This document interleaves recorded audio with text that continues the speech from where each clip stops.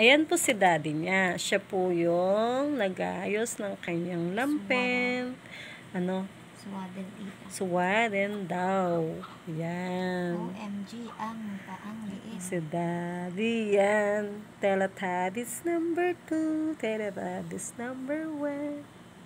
Balito. Ayun na. Tahimik naman yung si Ulo baby. na ba? Akala niya, marunong si daddy niya. Hindi naman. Oh. Ayun po yung si daddy niya ni Maria. Uy. Don't kiss ba ha?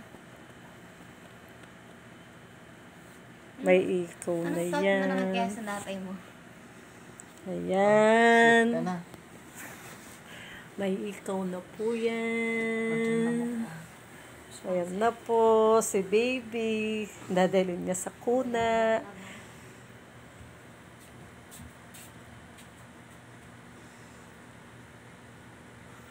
Wow!